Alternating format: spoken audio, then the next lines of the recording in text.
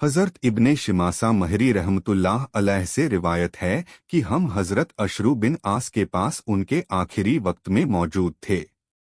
वह जारवक्तार रो रहे थे और दीवार की तरफ अपना रुख किए हुए थे। उनके साहिबजादे उनको तसल्ली देने के लिए कहने लगे, अब्बा जान, क्या नबी करीम ने आपको फलां बशारत नहीं दी थी? क्या रसूलुल्लाह ने आपको फलां बशारत नहीं दी थी? यानी आपको तो नबी करीम ने बड़ी बड़ी बशारतें दी हैं। यह सुनकर उन्होंने दीवार की तरफ से अपना रुख बदला और फरमाया, सबसे अफजल चीज जो हमने आखिरत के लिए तैयार की है वह इस बात की शहादत है कि अल्लाह ताला के सिवा कोई माबूद नहीं और मुहम्मद अल्लाह के रसूल हैं। मेरी जिंदगी के 3 दौर गुजरे हैं।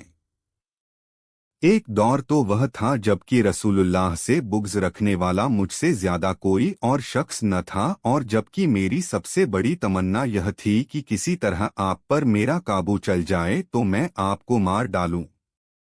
यह तो मेरी जिंदगी का सबसे बदतर दौर था।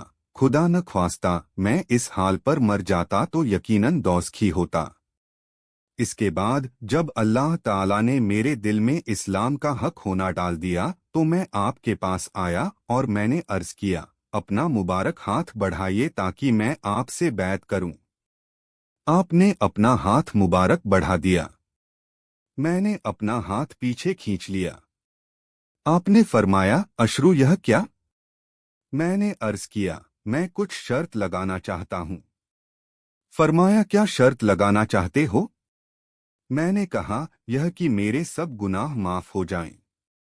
आपने इरशाद फरमाया, अपरू, क्या तुम्हें खबर नहीं कि इस्लाम तो कुफ्र की जिंदगी के गुनाहों का तमाम किस्सा ही पाक कर देता है, और हिजरत भी पिछले तमाम गुनाह माफ कर देती है, और हज भी पिछले सब गुनाह खत्म कर देता है। यह दौर वह था जबकि आपसे ज्यादा प्यारा, आपसे ज्यादा बुजुर्ग व बरतर मेरी नजर में कोई और न था। आपकी अजमत की वजह से मेरी यह ताब न थी कि कभी आपको नजर भर कर देख सकता। अगर मुझसे आपकी सूरत मुबारक पूछी जाए तो मैं कुछ नहीं बता सकता, क्योंकि मैंने कभी पूरी तरह आपको देखा ही नहीं। काश अगर मैं इस हाल पर मर जाता तो उम्मीद है कि जन्नती होता। फिर हम कुछ चीजों के मुतवल्ली और जिम्मेदार बने और नहीं कह सकते कि हमारा हाल उन चीजों में क्या रहा। यह मेरी जिंदगी का तीसरा दौर था।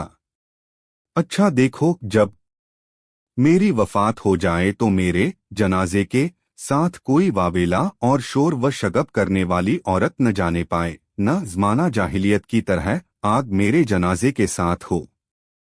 जब मुझे दफन कर चुको तो मेरी कब्र पर अच्छी तरह मिट्टी डालना, और जब फारिग हो जाओ तो मेरी कब्र के पास इतनी देर ठहरना जितनी देर में ऊंट जबह करके उसका गोश्त तकसीम किया जाता है, ताकि तुम्हारी वजह से मेरा दिल लगो रहे और मुझे मालूम हो जाए कि मैं अपने रब के भेजे हुए फरिश्तों के सवालात के जवाबात क्या देता हूँ। 15 हजरत उमर से रिवायत है कि नबी करीम ने इरशाद फरमाया, खत्ताब के बेटे, जाओ लोगों में यह ऐलान कर दो कि जन्नत में सिर्फ ईमान वाले ही दाखिल होंगे। मुस्लिम।